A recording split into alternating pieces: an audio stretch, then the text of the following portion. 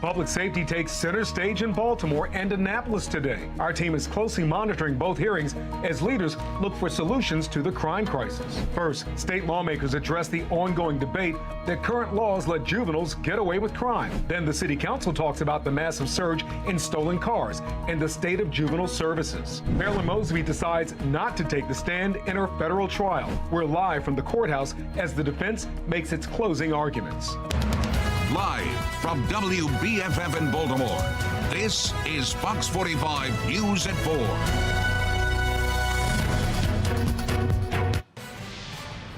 Right now, the fate of former Baltimore City State's Attorney Marilyn Mosby hangs in the balance. After less than 3 days of testimony, a jury is about to get the case to decide if Mosby indeed lied or not when she used a COVID loophole to dip into her city retirement account without a penalty. Mosby today declining to take the stand. The critical thing is that the client is the one that gets to make the final decision as to whether or not they testify. The lawyers get to give advice, but ultimately it's just that. It's whether or not the client wants to testify in a particular case. Fox 45's Mackenzie Frost standing by live in Greenbelt. She'll join us in about 5 minutes with the very latest. Our top story, though, at 4, the rise in juvenile crime and what can be done to address it. Thank you for joining us. I'm Mary Bubala. And I'm Kai Jackson. On your left, a live look in Annapolis, where a hearing is underway on laws addressing youth crime around the state. As Fox 45 News has reported, prosecutors and police have been sounding the alarm on 2 recent changes in laws they believe are leading to the rise in youth crime. And Baltimore is seeing the brunt of this rise in youth crime. Today, City Council holding a hearing into the wave of car thefts, largely being fueled by young people. Emotional testimony coming from one parent just moments ago. I actually am surviving victim of a young person who actually took the life of my one and only son. And so when I hear about these young people, kind of committing all these crimes, my first instinct is why? What is happening? At some point, we failed our young people of training them up. And I'm also a church leader as well. So when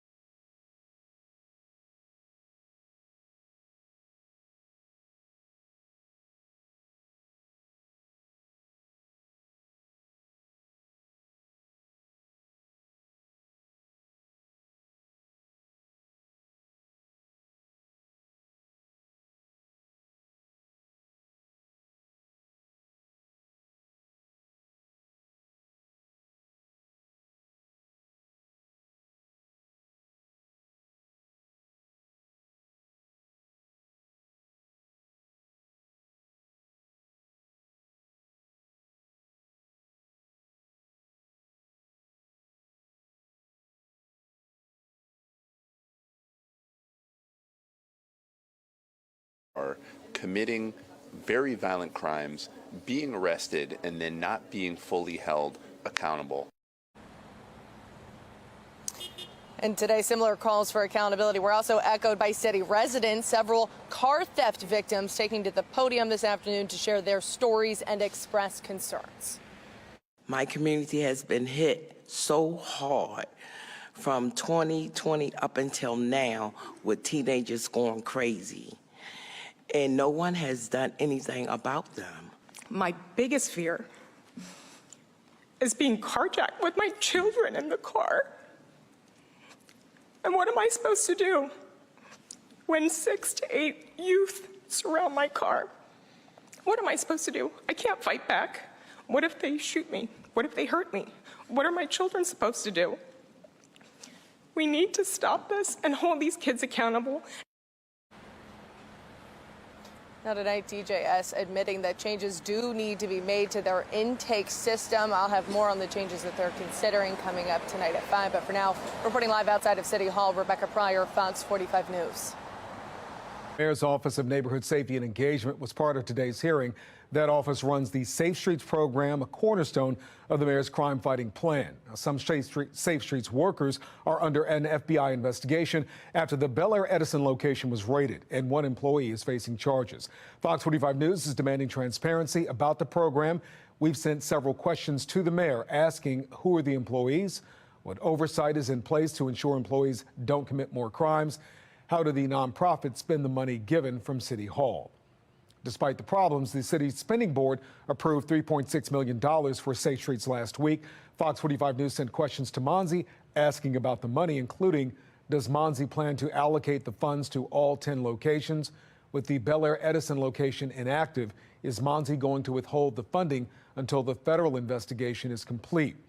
What does interim director Mavronis say to the public regarding the perception of spending money on a program that's connected to a federal investigation? Well, we are also pressing City Council about the oversight of Safe Streets. The council can play a big role in figuring out what's going on. So we sent all members the following questions. Should city funding for Safe Streets be suspended until there is an audit or investigation of the program? Do you trust LifeBridge and Catholic Charities with your tax dollars? Given the history of criminal activity in Safe Streets and now the FBI raids, do you support halting Safe Streets activity until an independent investigation or audit of the program has taken place? We haven't gotten straight answers to any of our questions. Closing arguments in the federal trial of former city state's attorney Marilyn Mosby. A jury is close to getting the case that'll decide her fate over 2 perjury charges. Fox 45's Mackenzie Frost joins us live from Greenbelt with the very latest of what happened in court today. Mackenzie.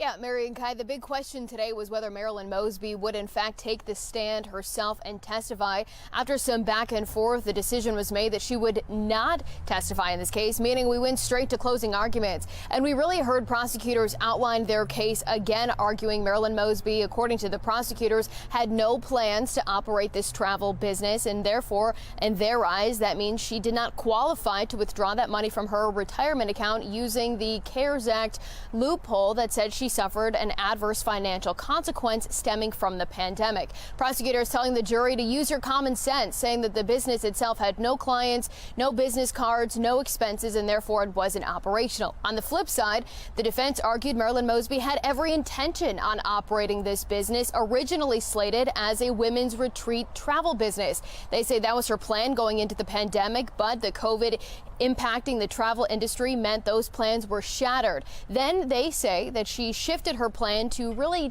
focusing on family travel businesses, but it wasn't until a spokesperson that she worked with at the state's attorney's office advised her that it was politically a bad idea to operate the business while serving in office that she made those public comments that she had no plans to operate the business. So now here we are. We're going through listening to the judge, currently giving the jury their instructions right now. It is a lengthy process, so we expect the jury to take this case at any moment and begin their deliberations. I'm going to go back inside and listen to those final instructions, and we'll have an update for you coming up at 5. But for now, we're live outside the federal courthouse. Mackenzie Frost, Fox 45 News.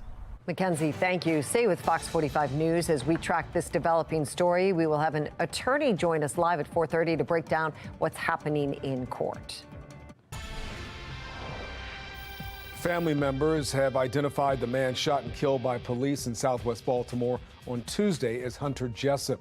The family shared this picture of Jessup with Fox 45 News.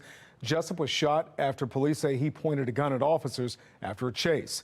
Commissioner Richard Worley says he was told multiple times to drop the weapon. The Attorney General's office is investigating the shooting.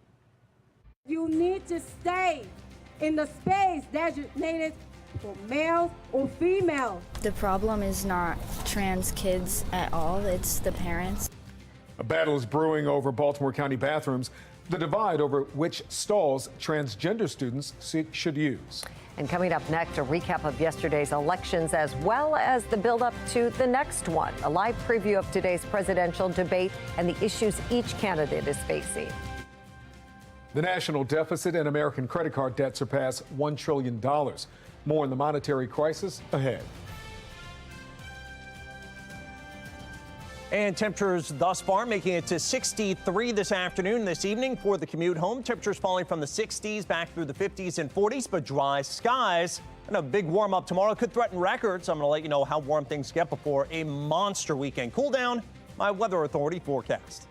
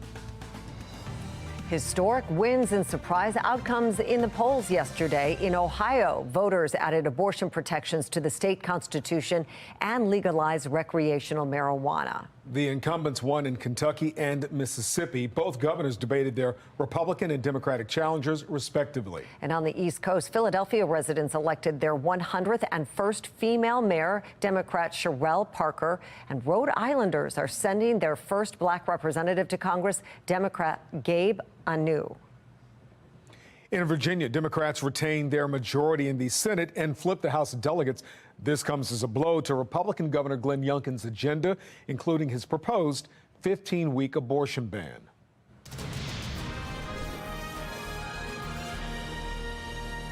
Here's a look at the Fox 45 quad box. No entries after a 5.3 magnitude earthquake struck western Texas overnight.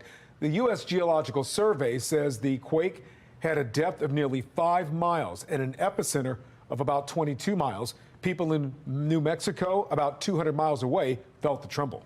Ivanka Trump takes the stand in her father's New York civil fraud trial. She is not a defendant, but is being questioned about her knowledge of her father allegedly inflating their property values. Donald Trump is facing a $250 million fine and could be barred from doing business in the state. The U.S. has censured Michigan Congresswoman Rashida Tlaib. The Democrat, the only Palestinian American in Congress, is accused of promoting false narratives about the conflict in the Middle East. The world's major industrialized countries are calling for humanitarian pauses in the fighting between Israel and Hamas.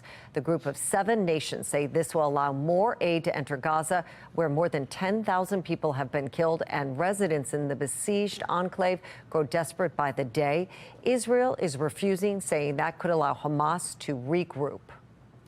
Be the first to know about breaking news by signing up for News on the Go. Go to foxbaltimore.com and click on Mobile Alert Sign Up under the Station tab. And here's a live look right now at pictures outside of our Fox 45 studios. Look at this. Left side of your screen, it looks like M&T Bank Stadium there, though it's hard to see. And on the right side, we're taking a look at Towson. We're tracking a roller coaster week in temperatures, and tomorrow we could break records. For warmth, let's hope Chief Meteorologist Jonathan Myers is here, but I think you're going to say the opposite. No? Possible record warmth tomorrow. Today, 63. So yeah, that's not bad. Close to where we should be. But tomorrow, I'm going for mid-70s. Okay, so we are back up. One day. It is so hard to keep track. I'll take one. It's hard to keep track. It's been a wild week. Day. Yeah, one day is great. But don't worry, the cold weather is going to win out, Mary. So I know you love that. Not so much. 59 degrees and some filtered sunshine, but boy, it's making our Toyota Inner Harbor Skycam very bright this afternoon. Winds out of the east-southeast at 11 miles an hour. Our humidity at 45%. Dew points in the mid and upper 30s. It is a dry feel to things with the temperature again making it up to 63 today. Temperature up to 61 at Westminster and some upper 50s down Annapolis way. So a cooler day, yes, by about 10 degrees than what we saw yesterday. And we've actually been falling off this late afternoon. Now we're at 59 in Baltimore, 60 degrees down Columbia Way. Gaithersburg's at 62 and temperatures in the upper 50s to right around 60 on the eastern shore. Taking a look at the HT radar. Here in Baltimore, nice and quiet. You work your way off to the north and west. Look at the rain. Yes, there is snow and ice. That's all the way from Toronto back to western New York, even some winter weather advisories over New York State. So this cool air that's been building in, it actually gets a lot colder as you work off to the north. But our visit from the cool air is fairly brief, and it looks like, yes, for tomorrow, warmer weather is ahead. Temperatures, again, could be threatening records. A record for tomorrow is 78 degrees, and we'll be likely within a couple of degrees. Look at the cooler weather to the north and northwest of this weather maker, though. That will come through as we head into Friday with some showers. And then, yes, we'll be back in the chillier air once again for good into the weekend. Look at those warm numbers. This is why we think we could make the mid to upper 70s for tomorrow, as Roanoke is at 73, but Charleston, you're at 77, 73 at Columbus here. So the cooler air is going to give way, and it looks like the warmer air wins out at least for one day into tomorrow. Taking a look at the future scan into the early overnight hours. Looks just fine. Temperatures by early tomorrow morning under clearing skies, dipping down into the 40s. Quickly by about 7:30 a.m. we're in the 50s tomorrow. and some partial sun. There are your temperatures way back into the 70s. Could see a stray shower tomorrow afternoon. I'm going to keep maybe a 10-20% chance of that. Very light. And then as we head into the late day hours and overnight, the colder air works in. And maybe another round of showers as we plan things out into Friday, working through the area. You see there at about 10:15 a.m. all the way through about lunchtime. Much cooler weather as our front sinks down to the south and some of this rain arrives on the back side of the front as we're working into the cooler air. And in fact, it looks like on Saturday, temperatures struggle in the 50s and maybe even low to mid 50s. That's the best we'll do here on Sunday for the Ravens game. Lows dropping down into the 30s. And it looks like about 55 to 60 Monday, Tuesday, Wednesday of next week, which is at or below average for this time of year. Well, straight ahead on Fox 45 News, a battle in Baltimore County over which bathrooms transgender students should use. More on this story and the lines between parents and students later. Interest rates inflating the cost of debt for credit card users and the federal government. I'm Atrel Nashar with a look at the toll it's taking on both. Fox 45 News, winner of 16 2022 Regional Emmy Awards, more than all other Baltimore news stations combined.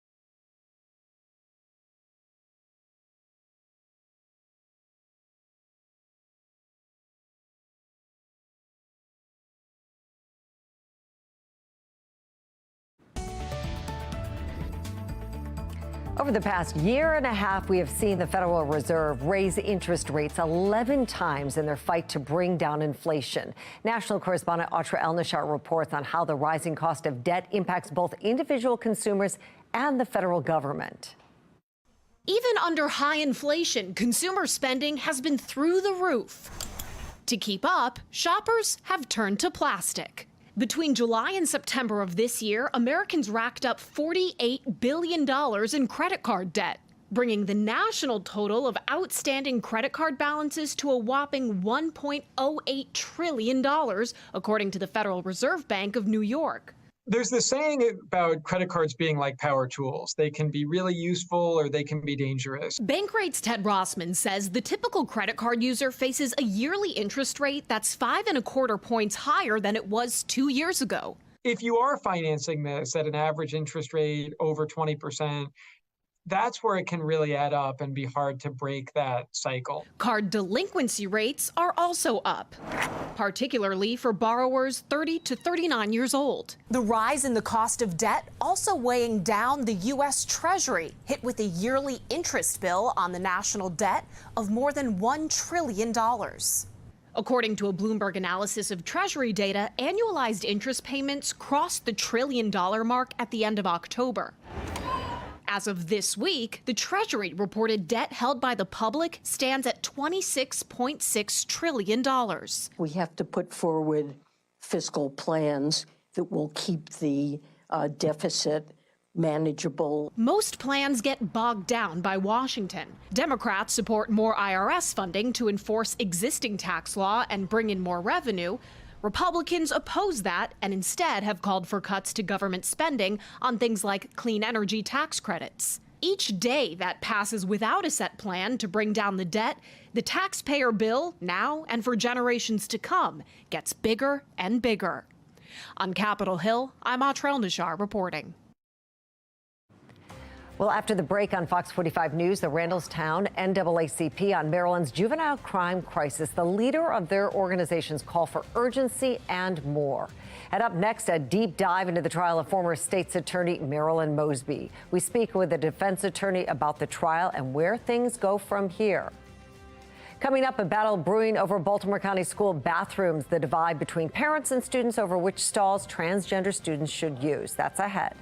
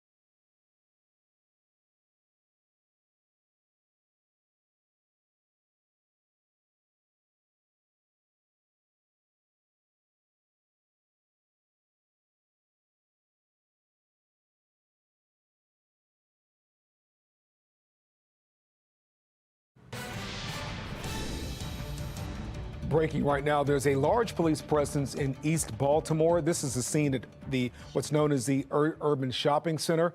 It's not clear yet what police are responding to, but there are multiple officers blocking off that area and investigating. We'll keep you updated as we learn more information.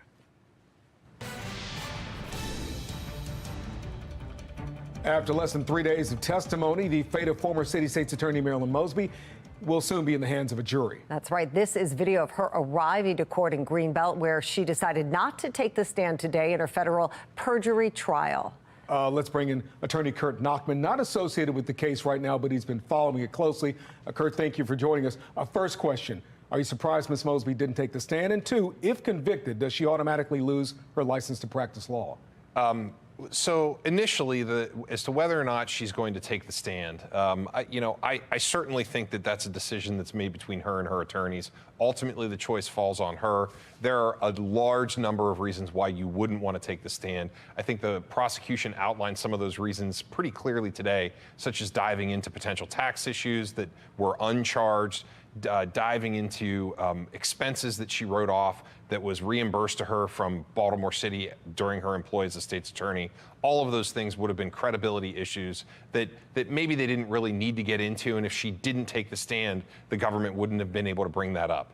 And second question was, in terms of her license to practice law, it's not automatically going to be suspended, but more likely than not, the Attorney Grievance Commission would move to make an emergency suspension of her license to practice law. So there's a process there. Yes. We know the defense made it clear during closing arguments they do not believe there is a minimum financial loss Mosby had to suffer to qualify under the CARES Act, and therefore future losses from her businesses and the startup costs mean she did qualify. That's what the defense says. How do you think the jury will factor that in? You know, the CARES Act was really a rushed bill that was put through Congress, and this is definitely going to be an issue. It's been raised in other cases, other federal cases and prosecutions throughout the country. It's certainly going to get traction with this jury. Ultimately, I think it's going to come down to some of the credibility issues that came up throughout the course of the case with regard to Ms. Mosby. And then also, they have the recording of her asking for the money from the 401k or the 437B money holder, and they're going to have to weigh all of those things with what the law actually says she could do, and whether or not they believe her side of the story. And the jury's going to look at all of those things and come to the conclusion that they're going to come to. And Kurt, there's also, you mentioned the recording, there's also the issue of Mrs. Mosby's public statements, appearing on a talk show, of course, to talk about this case, things that her former attorney, A. Scott Bolden, talked about.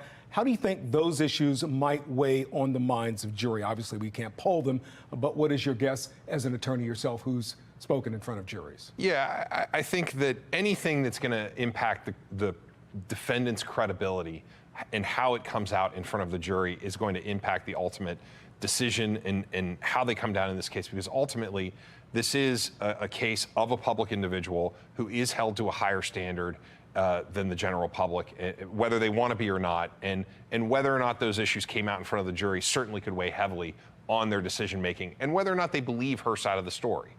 We know the trial wasn't long, it was pretty fast. What does it mean if the jury has a lengthy deliberation?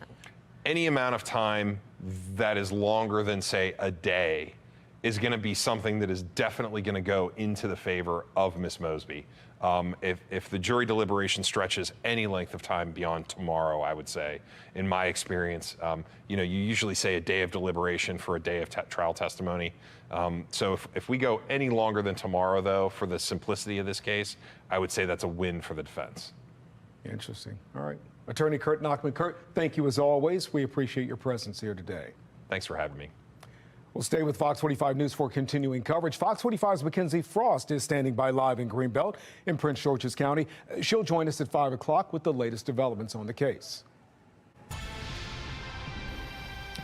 Well, another top story we are following today is the rise in juvenile crime and what should be done to address it. On your left is the Baltimore City Council hearing from public safety agencies about the wave of car thefts fueled largely by young people. And on your right, state lawmakers holding a second hearing on the youth crime crisis that we're seeing across the state. Our live reporters are monitoring both of these hearings, and we'll bring you live team coverage coming up in just 30 minutes. And while that juvenile crime hearing is underway, another voice emerges demanding action to address the wave of crime committed by kids and teens in Maryland. Let's go live to Fox 45's Amy Simpson in Baltimore County with that part of the story. Amy? The Randallstown NAACP now speaking up about this juvenile crime problem. The leader of this organization here in Western Baltimore County really questioning where's the urgency to fix this problem. Now, Ryan Coleman, the president of the Randallstown NAACP, sent a letter to the Department of Juvenile Services this week, specifically Secretary Vincent Schiraldi, calling for the state to act on this. He pointed to several recent crimes, like an armed robbery outside of a Walmart involving a 15 and a 16-year-old last week, also pointing to a violent attack caught on camera in Baltimore City last week involving a 12 and a 14-year-old. According to this community leader, those young suspects were all arrested and released within hours, and he says his community does not feel safe. So on one hand, we're having Marylanders being victimized. On the other hand, we're having children that are going to be graduating to more violent crime and be put in the system. This is very urgent and very serious, and I don't see that urgency. There seems to be an undercurrent of not wanting to really hold juveniles accountable. Now, Marion Kai, it does not appear that DJS has yet responded to this letter from the Randallstown NAACP, but in a statement within just the last 15 minutes, DJS did respond to my questions about this letter, saying in part that DJS cautions that reports in the news or otherwise that youth are being released based strictly on decisions by DJS may not be accurate. Going on to say in part it's continually examining and improving services to our young people to keep them and communities safe, striving to be, as Governor Moore says, data-driven and heart-led. Reporting live in Randallstown, Amy Simpson, Fox 45 News. A back and forth over bathrooms in Baltimore County schools. One side saying students should get to choose which bathroom they use. The other calling that dangerous. And the battle is over a school policy allowing transgender students to use the bathroom of their choice and compete on the sports teams which align with their identity. Jeff Abel has the full story. I believe our kids do not need confusion. Outside school headquarters, parents protested. We are actually standing for 111,000 children in Baltimore County. Not over what kids are taught in the classroom, but over how they identify outside the classroom. You need to stay in the space designated for males or females. They're upset over the school's policy, which allows transgender students in Baltimore County to use the bathrooms and compete on the sports teams, which align with their identities. The policy, adopted some 7 years ago, gives students access to restrooms that correspond to their gender identity and can use a private or gender-neutral bathroom if they want to. They are not required to use a separate bathroom. You can identify however you want, but that does not give you a right to invade female space. If a boy's been beaten up by his mother and he's in the boys' room and a transgender girl walks into the bathroom, that can be an automatic post-traumatic stress disorder trauma trigger. A group called Moms for America called on the school board to repeal the policy, but a few feet away, there's an unkindness to what they're saying. Freedom cannot rest. Another group called on board members to keep the policy. The problem is not trans kids at all, it's the parents. Mel McIntosh is a 14-year-old transgender student. If they just teach their kids that no means no, then that would not be a problem. There are federal guidelines that were set down to the school systems and they enforce them. And to my knowledge, there haven't been problems with them. So they're bringing forward a problem that doesn't exist. So far, there's no indication the current policy has posed problems, but protesters insist students can no longer wait. They need to wait where they can go, where they can have safety. And if you want to have safety for everybody, then give a boys' bathroom and a woman's bathroom and another. If that's what you want, that's fine with me. But protect our girls, protect our boys. This is a non-starter. There are more important issues in the world today and more important issues for our school system. That was Jeff Abel reporting. So far, the school board has not indicated whether it intends to revisit the issue. Well, a similar debate took place in Harford County schools last year. There, the school board voted to approve a policy to allow students to use locker rooms based on their gender identity, not their assigned gender. Then State Senator Bob Castley, who's now the county executive, sent a letter to the Harford County Board of Education in response after students said that student felt mental trauma from the policy. Parents split on the decision. I will say that I am appalled at this district's and BOE directive that boys can be in girls' bathrooms and locker rooms and vice versa. As a taxpayer, I am glad that Harford County Public Schools has decided to follow settled law by providing safe spaces for transgender and gender nonconforming students to change and be themselves in peace. Harford County Schools stuck by the policy, saying it is in accordance with guidelines from the Maryland State Department of Education.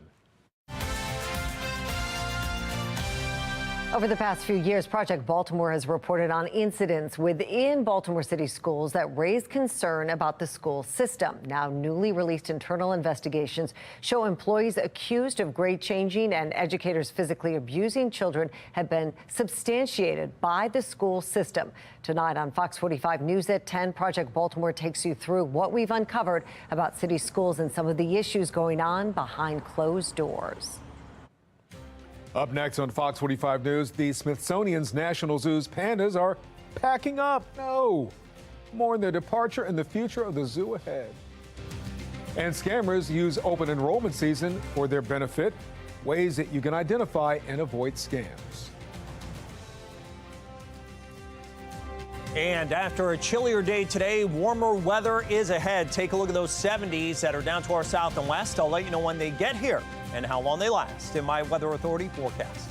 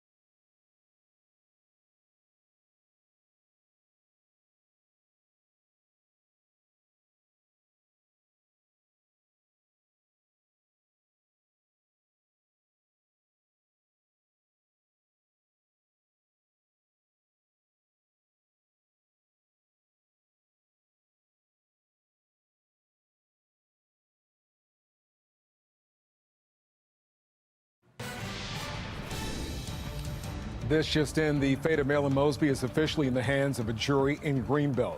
Our Mackenzie Frost is inside the courtroom and confirms the jury now has the case. They'll decide if Mosby indeed lied or did not lie when she used a COVID loophole to dip into her city retirement account without a penalty. Today, Mosby declined to take the stand. The deliberations will begin tomorrow. Mackenzie Frost will join us in 15 minutes with more. Well, it is the end of an era as three beloved giant pandas at the Smithsonian's National Zoo in Washington, D.C. head back to China. The departure of the trio ends a 50-year-old exchange agreement between the United States and China. Caroline Patricus with our... Yeah, it was a historic moment. All three pandas took off from here at Dulles International Airport around 1 this afternoon. And as of this hour, they have about 6 hours left until they land in Anchorage, Alaska, where they'll then change crews before they continue on to Chengdu, China. We were on the tarmac earlier this afternoon when we got to see all three loaded onto a Boeing 777 FedEx, what they're calling the Panda Express plane. It's a moment I'll never forget. I got to see Mei Zhang, the mother, who was actually born in China. She's now going back to China, and she's birthed multiple cubs at the National Zoo. She looked outside of the window in her enclosure as she passed by, almost as if a final farewell to the millions around the world who love her. The director of the National Zoo said over the last few days, staff have been very sad with moments of heartbreak, but also moments of joy as they celebrate the success of the world's longest conservation program for a single species. We talked to the pilot who's flying that Boeing 777 today. He called this the highlight of his career. This is going to be a 19-hour journey. This is a pretty big honor. I'll be honest, it's a big deal, and to see the decal on that airplane just really makes me proud. The question I have been asked most in the past few weeks is, are you sad? And the answer is it's a very simple yes.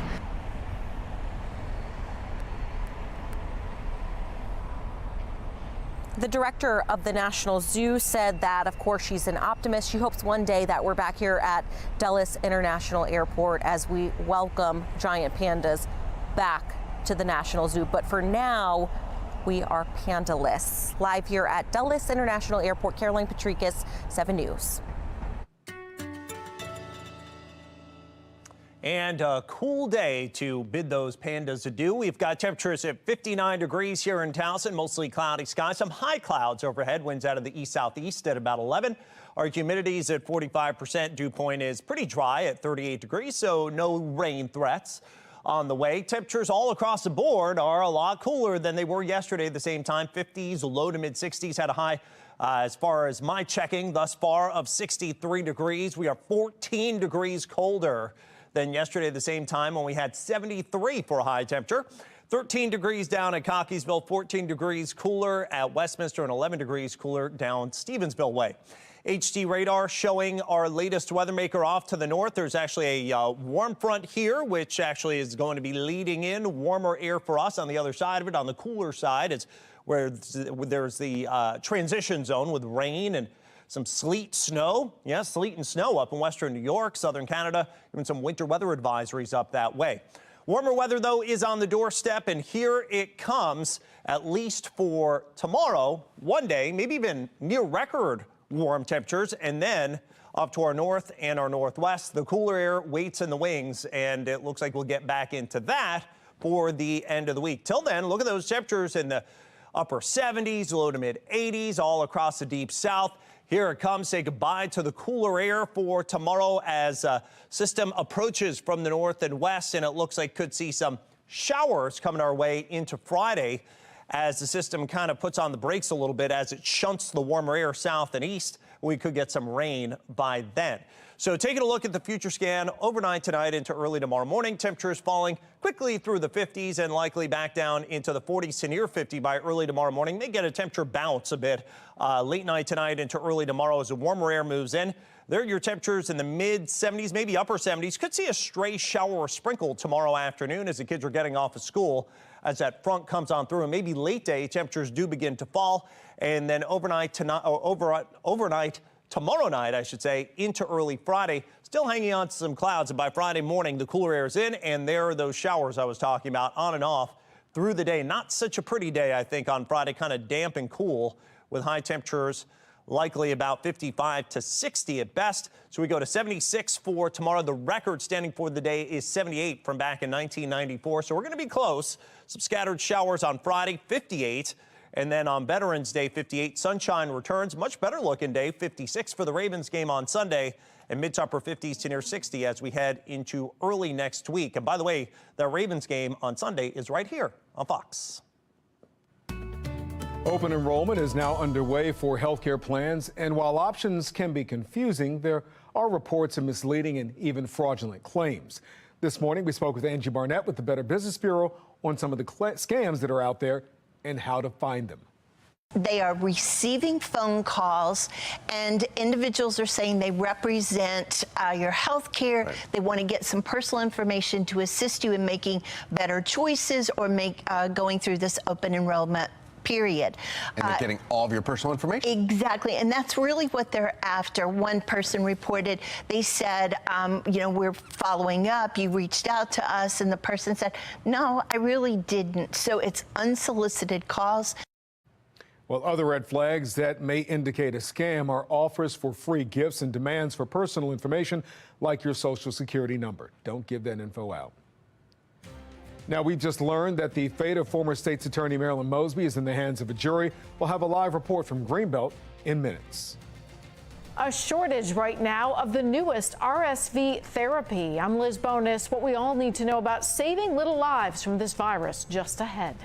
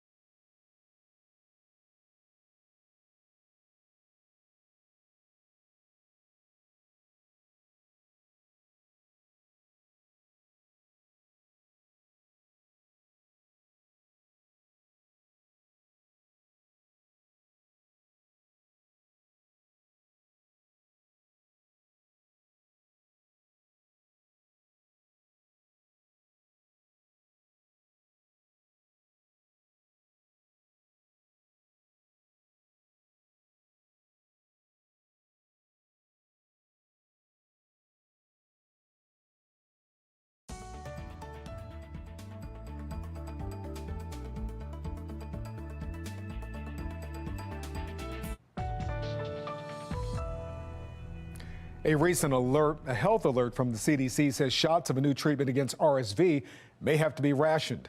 Medical reporter Liz Bonus takes a look at what's behind the shortage. Hey there, hello to you. This is a shortage right now in the newest therapy to help prevent RSV. So if you are a parent or a family member of a newborn, here's how you can still protect little lives from this virus.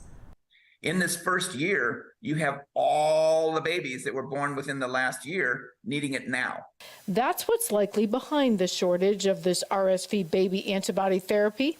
It's critical to saving lives, according to pediatric infectious disease specialists at Ohio's Cincinnati Children's Hospital. It's all because RSV, or respiratory syncytial virus, can cause serious infections to the lungs and respiratory tract of a baby. Is now the leading cause of respiratory viruses for kids to be admitted to the hospital in the United States.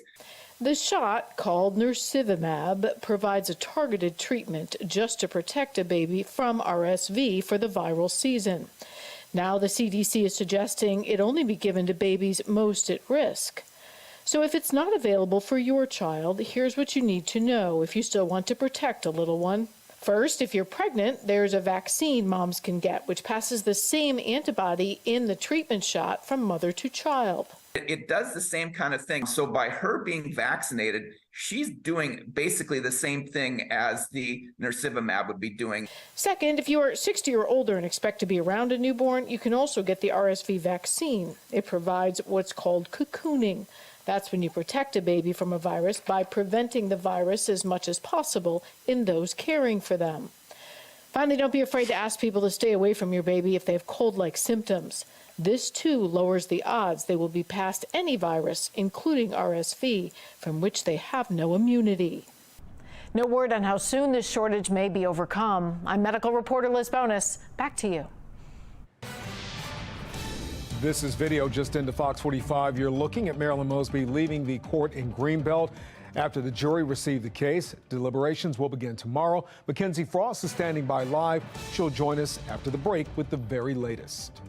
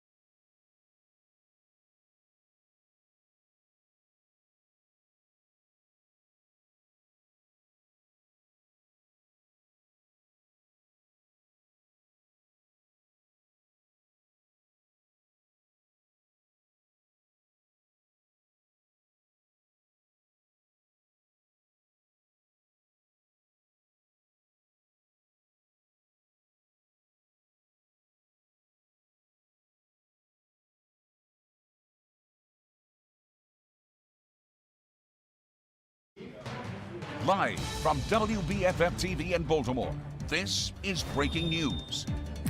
That's right. We're following breaking news in the federal trial of former Baltimore City State's Attorney Marilyn Mosby, and we just learned the jury will begin deliberations tomorrow. The judge handed that case over to the jury less than an hour ago. On Fox 45 News at 4 o'clock, we spoke with attorney Kurt Nachman about how long deliberations could take and what that could mean. Any amount of time that is longer than, say, a day is going to be something that is definitely going to go into the favor of Ms. Mosby. If the jury deliberation stretches any length of time beyond tomorrow, I would say, in my experience, you usually say a day of deliberation for a day of trial testimony. So if we go any longer than tomorrow, though, for the simplicity of this case, I would say that's a win for the defense. Well, thank you for staying with us. I'm Mary Bubala. And I'm Kai Jackson. After less than 3 days of testimony, the fate of the former top prosecutor lies in the hands of a jury. That's right. Fox 45's Mackenzie Frost was in court all day. She joins us live from Greenbelt with key developments today. Mackenzie.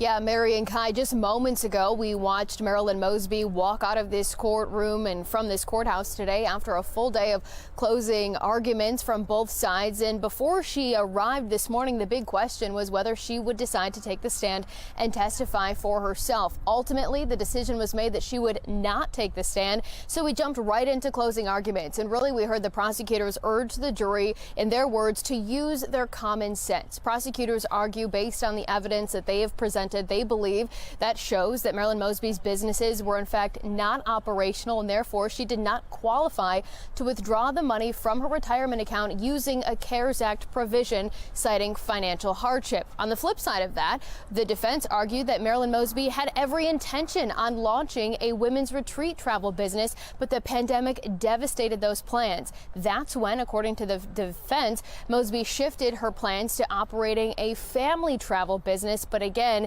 the pandemic impacted that. And because of the pandemic, the defense argues that Marilyn Mosby lost out on future revenue. And that loss is how they say she qualified to make those withdrawals for that money that she later used to make down payments on 2 Florida vacation homes. Now, the judge spent about an hour going through the jury instructions before handing the case over to them just after about 4:30, meaning now the jury will return tomorrow morning for a full day of deliberations. Throughout this entire case, Marilyn Mosby really keeping quiet this afternoon after she left before heading off to lunch. She said she was feeling blessed. Today, when she left, she just waved and said goodbye. We'll have to wait and see how long jury deliberations last tomorrow, but we'll be back for everything. But for now, we're live outside the federal courthouse in Greenbelt. Mackenzie Frost, Fox 45 News.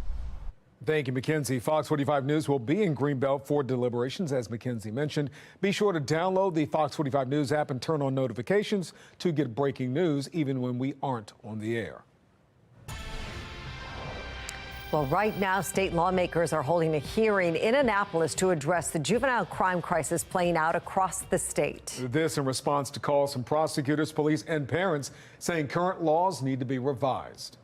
Kids get out of the car, and the minute you stop them and you pull them aside, the first thing they say to you is, "Are you going to call my mother?" Because they know they're not. They know they're underage, and they know they can't get in trouble. They know that nothing's really going to happen to them if they keep their crime in a certain limit of types of crime. They need to stop making excuses. They need to start locking these kids up. They need to change the laws. Well, critics are complaining about 2 laws. The first is the Juvenile Justice Reform Act, which prevents children under 13 from facing most criminal charges, and the Child Interrogation Protection Act, stating police can't question any child as a suspect or witness without notifying parents and getting approval from an attorney. And more than a dozen top prosecutors representing 5.4 million Marylanders, about 87% of the state's population, tell Fox 45 News the laws leave their hands tied when it comes to holding young people accountable. Now, we have live team coverage tonight, starting with Maxine Stryker, live in Annapolis, with highlights of what happened there. Maxine?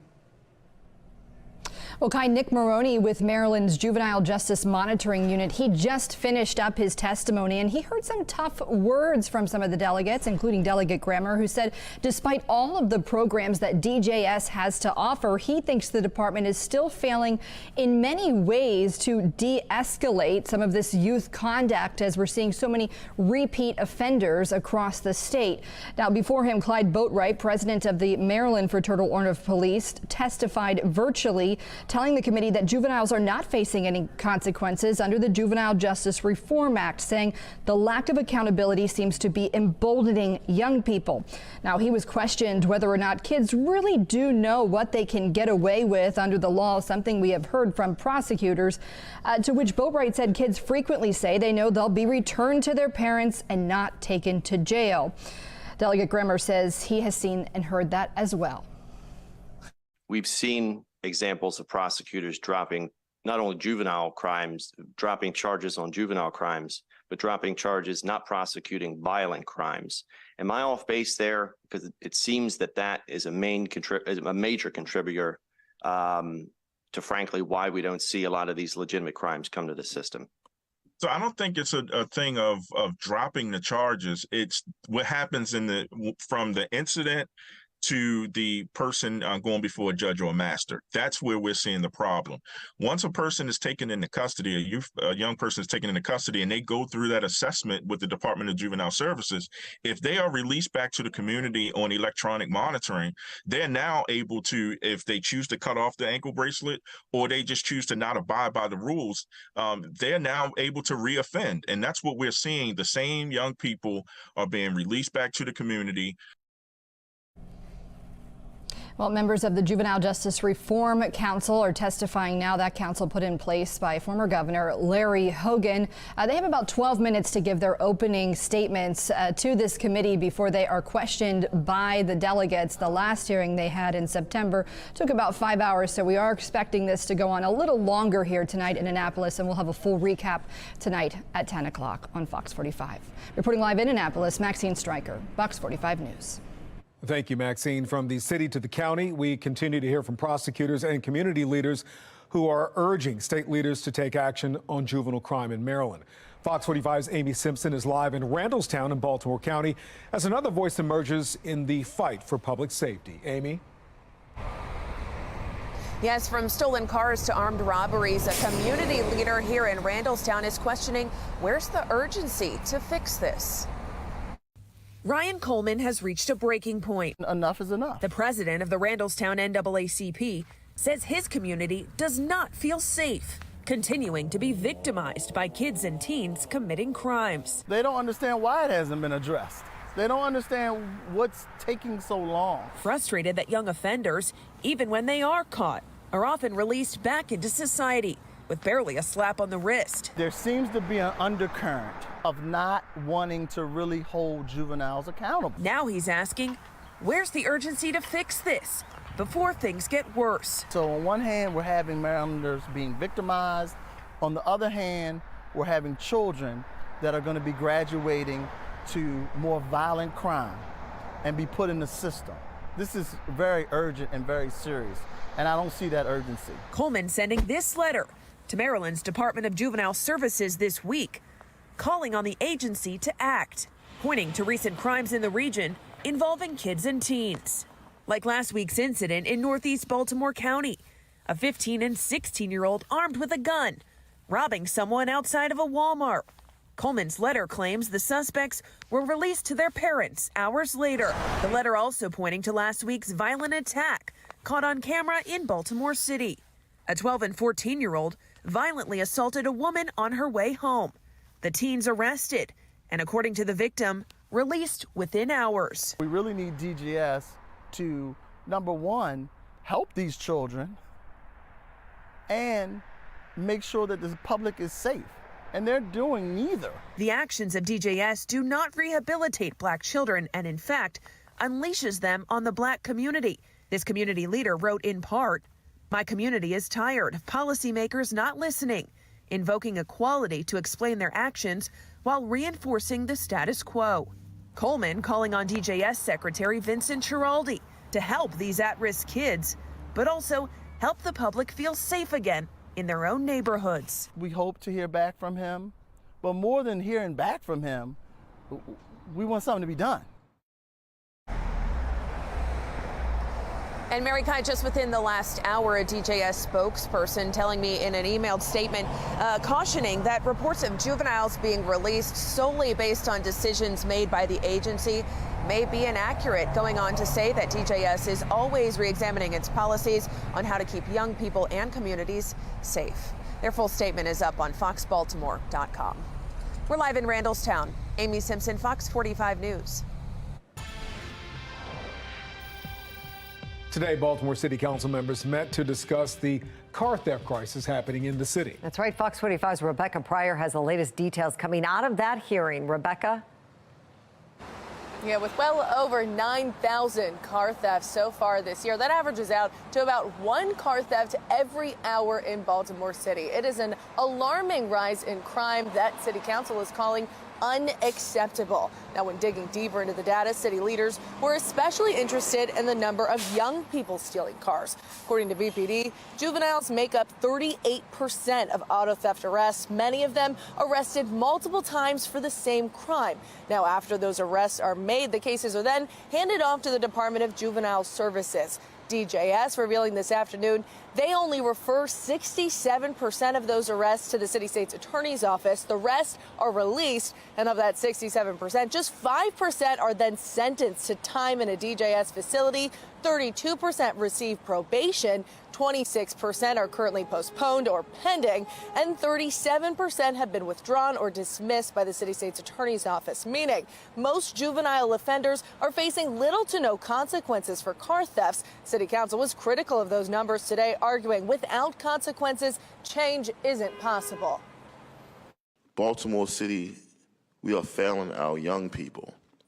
And if we're not getting the job right, and they see that we're acting a fool, and we're not taking them seriously, they're not going to take us seriously. We are having a crisis around young people that are committing very violent crimes, being arrested, and then not being fully held accountable.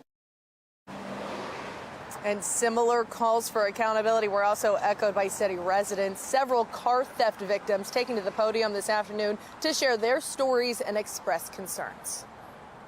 My community has been hit so hard from 2020 up until now with teenagers going crazy, and no one has done anything about them.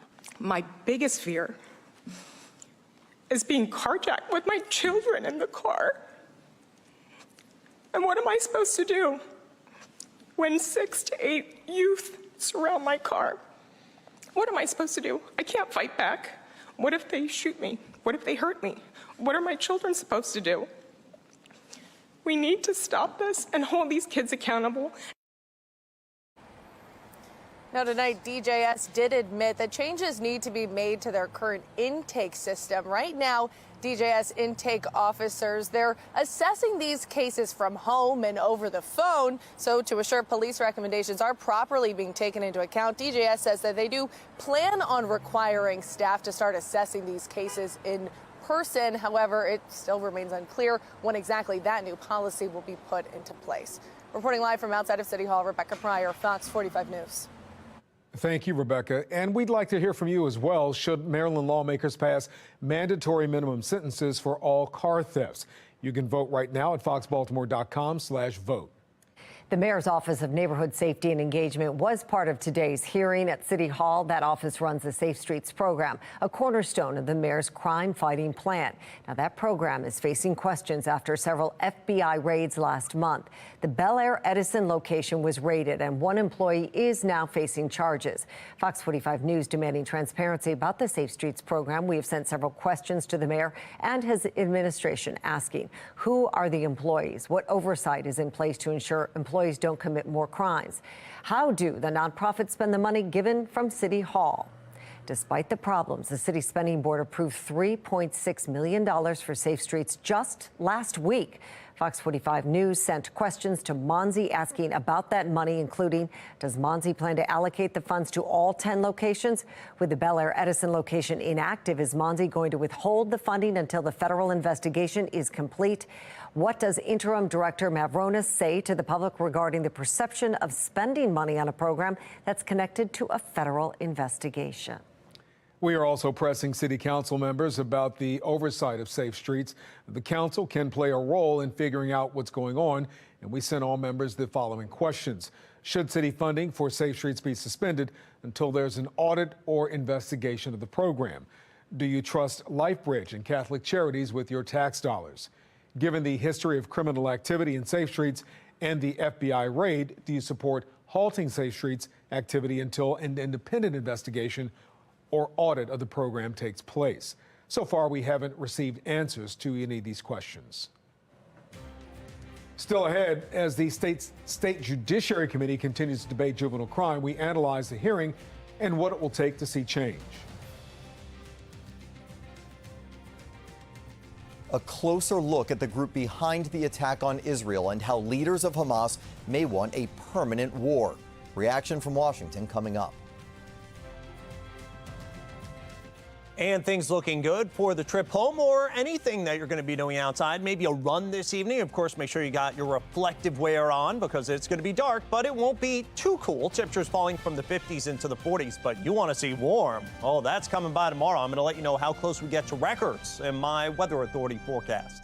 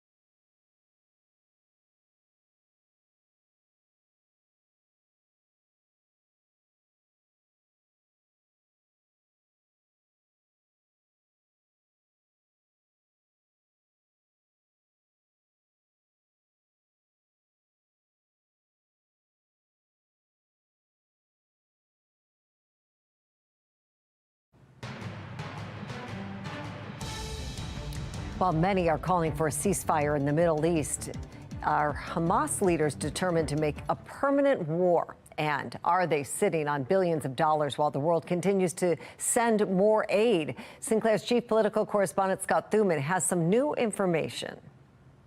As thousands of Palestinians flee the worst of the fighting, there appears little chance Hamas plans to back down in the war against Israel. The attack launched by the terror group on October 7th, possibly just the start. The New York Times, interviewing leaders of Hamas, learned of more long-term intentions. I hope that the state of war with Israel will become permanent on all the borders and that the Arab world will stand with us, a Hamas official told the Times. They've been busy building tunnels. They've been busy putting it into weaponry. They've been busy planning this stuff. And what you saw on October the 7th was absolutely extreme evidence of that, their hatred for Israel. The New York Post claiming Hamas decision makers are often far removed from the fight, writing, the terror group's 3 top leaders alone are worth a staggering total of $11 billion and enjoy a life of luxury in the sanctuary of the Emirate of Qatar. One congressman, Representative Andy Ogles of Tennessee, is reportedly suggesting legislation to take away Qatar's status as a key American ally unless it kicks out Hamas leaders, as U.S. officials struggle to strike the appropriate balance amid some calls for a ceasefire. Humanitarian pauses to allow aid to come in, civilians to get out. That makes sense, but a ceasefire. Look, go back and look at October 7th and see what those Hamas militants did. And to say that you should just let them walk, yeah, I can't support that at this point. Either way, White House officials say expect drastic changes in the Middle East. As President Biden has said, it would be a mistake for Israel to try to reoccupy Gaza, that there's going to have to be a different solution, and we're going to have to work together with our partners to figure that out.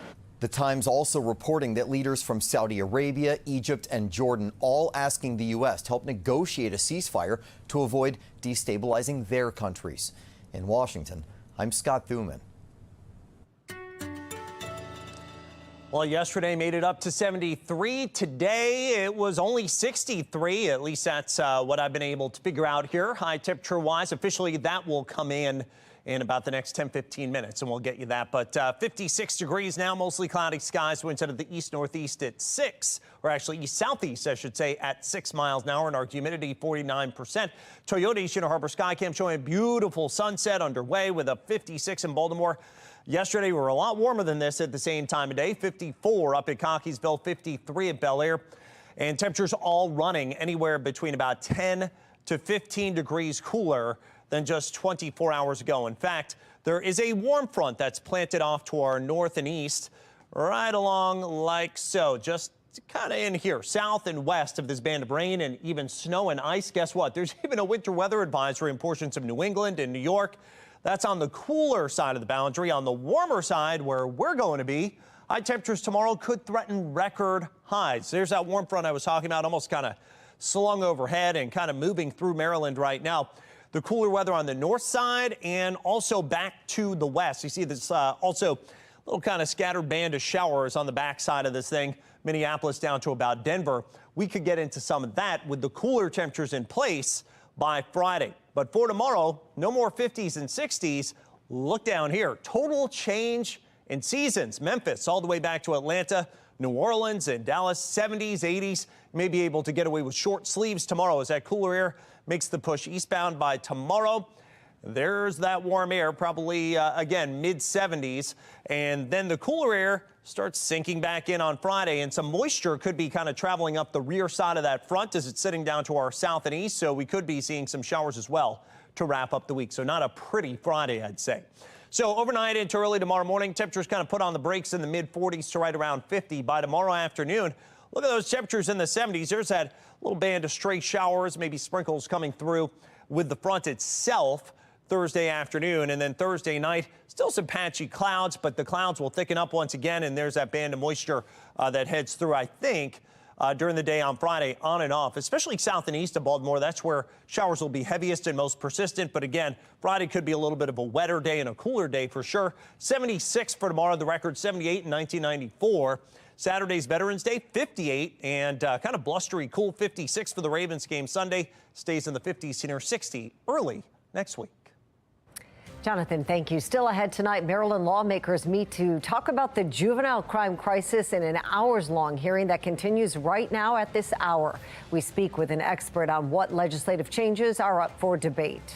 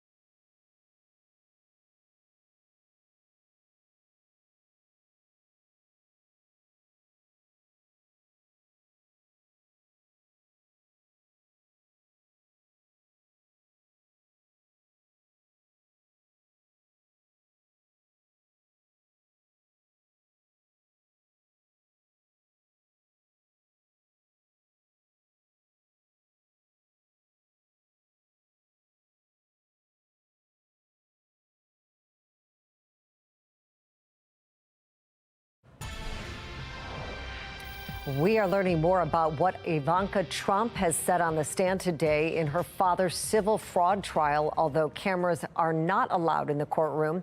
According to the Associated Press, the former president's daughter testified she wasn't involved in any discussions over her father's annual financial statements. These documents are central to the trial. The New York Attorney General claims the Trumps worked together to falsely inflate assets' values on them. Reports describe an even-tempered testimony by Ivanka, where she distanced herself and said she wasn't privy to conversations about asset values. Well, the House Oversight Committee today issued subpoenas for Hunter and James Biden, the president's son and brother. It is the latest in the Republican-led panel's impeachment inquiry into the Biden family's foreign business dealings. The committee previously subpoenaed banks for records belonging to Hunter and James, which they claim proves the president benefited from his family's businesses abroad. The White House spokesperson is dismissing the move as a smear campaign against the president. Still ahead tonight, state lawmakers holding a hearing this hour to address juvenile crime. We analyze what it will take to see real change. Congresswoman Rashida Tlaib censured by her colleagues on Capitol Hill. I'm Kayla Gaskins, and coming up, why not everyone agrees.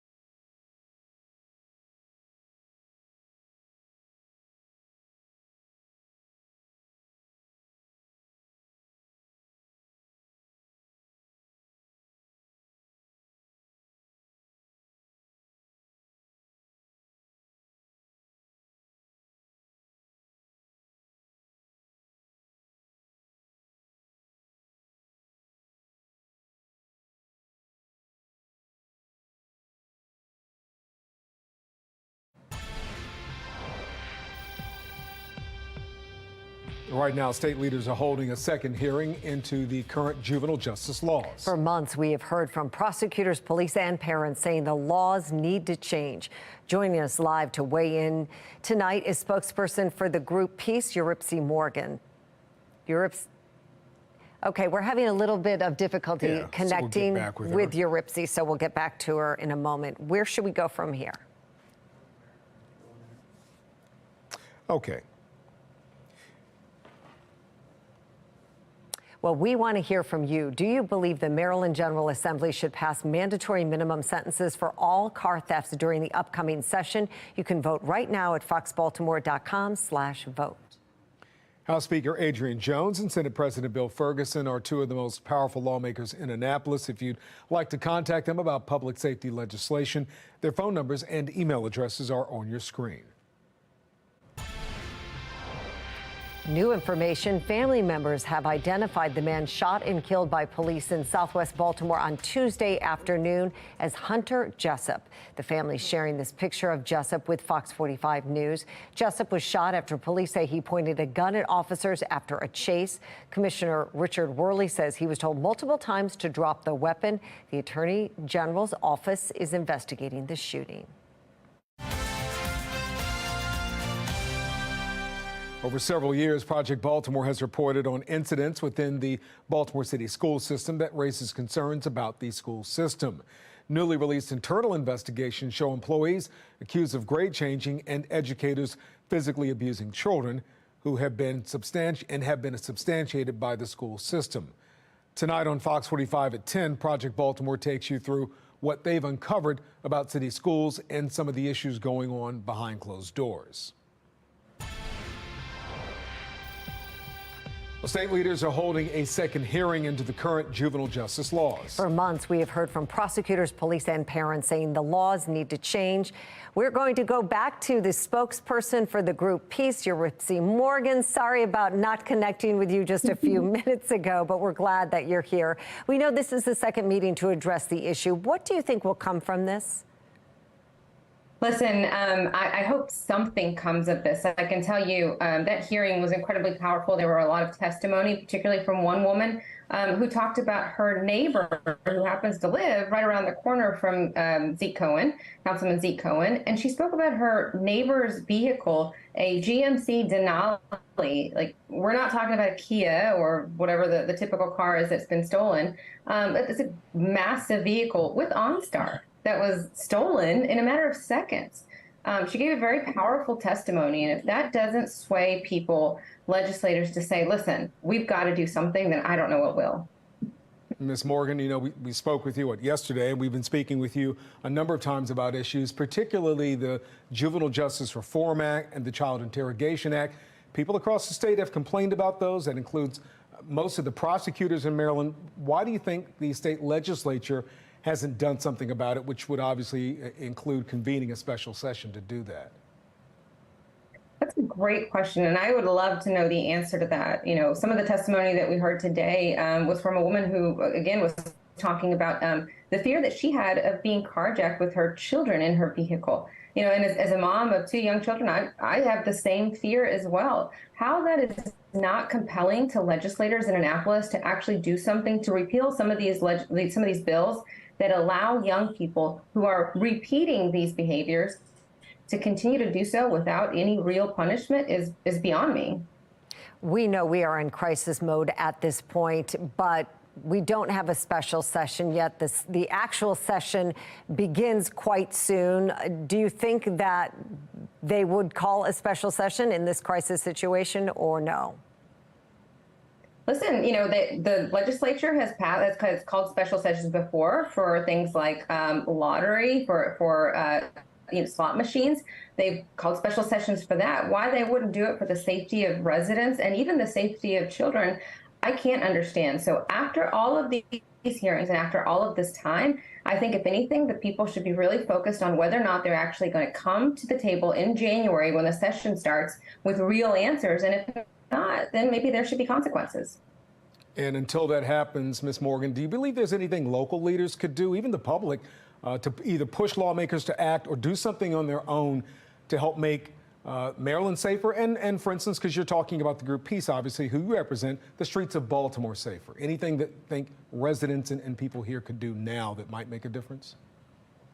Yes, and listen, you know, the interesting thing about the way that politics it happens, you know, there's obviously the voting part of it, but then there's everything that goes on behind closed doors. And this is where I would say to Mayor Brandon Scott and everybody else who says, oh, it's not my job, I can't do anything about it. Oh, yes, you can. You talk to these legislators and you can talk to them on a regular basis. You can influence the choices that they make. And so I would urge them to push these legislators in Annapolis to either hold a special session or to come in January with some real concrete repeals of some of these bad laws, and start to make changes that'll make a difference in the lives of residents.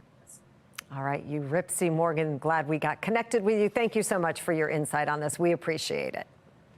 Thank you. The Israeli military currently operating deep within Gaza City, with thousands of civilians remaining caught in the crossfire. The IDF announcing their forces are engaging in close combat, going block by block to clear the area of Hamas fighters and closing tunnels used for ambush attacks. As forces continue to push further into the city, civilians are heading south to evacuate. As the fighting continues, the world's major industrialized countries are calling for humanitarian pauses. The group of 7 nations, which includes the United States, the European Union, Canada, and Japan, says pauses would allow more aid to enter Gaza and protect Palestinian civilians. But the nations fell short of calling for a ceasefire like many Arab nations have called for. U.S. Secretary of State Antony Blinken attended the meeting and explains why. All of us want to end this conflict as soon as possible, and meanwhile, to minimize civilian suffering. But as I discussed with my G7 colleagues, those calling for an immediate ceasefire have an obligation to explain how to address the unacceptable result it would likely bring about. Well, the United States maintains a ceasefire would allow Hamas to regroup and launch more attacks against Israel. Americans are not sure what to make of Israel's response to Hamas's brutal attack last month, on whether they're going too far or not far enough in Gaza. According to a new Associated Press poll, about 40% of Americans say the response has gone too far. 38% say it's been about right. And another 18% believe Israel's not gone far enough. Israel's response has triggered massive protests. Hamas went into a country and brutally murdered people, Israel cut their throats. is carpet bombing. Do you want to talk or am I going to talk? I'm going to talk. Okay, well, I'm not going to listen. Senator, you are in the committee, and you have the power to demand a ceasefire. Senator, 10,000 civilians have died already. The Hamas-run Gaza Health Ministry puts the number of dead in the Strip following Israeli airstrikes at 10,000, a number the Associated Press reporters inside Gaza say is about right. Protesters are pressing President Biden to call for a ceasefire. Well, the House passed a bipartisan resolution censoring Rashida Tlaib over comments she made about the Israel-Hamas war. National correspondent Kayla Gaskins has the story. It's one of the more serious forms of punishment for lawmakers. The House voting to censure Congresswoman Rashida Tlaib. 22 members of Tlaib's own party voting with Republicans to express deep concern over her recent comments on Israel. Representative Tlaib has repeatedly made atrocious statements against our ally Israel and in support of Hamas. Points of alarm include Tlaib's accusations Israel bombed a hospital in Gaza when U.S. intelligence says otherwise, and her new video celebrating this chant. This is a call for the complete destruction of Israel. It's disgusting. In defending herself, Tlaib said her comments were aspirational. I will not be silenced, and I will not let you distort my words. I can't believe I have to say this, but Palestinian people are not disposable.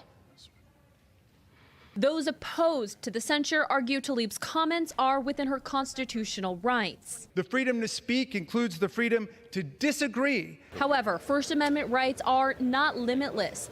Those who voted to censure Tlaib say her comments are not harmless and played a role in spurring the nearly 400% rise in anti-Semitism seen in America since the Israel-Hamas war broke out. The dangers of anti-Semitic rhetoric coming up during a congressional hearing Wednesday on free speech on college campuses. A Jewish student testifying to the current situation at Cornell, where authorities recently arrested a fellow student for making posts calling for the killing of all Jews at the university. This was not just hate speech.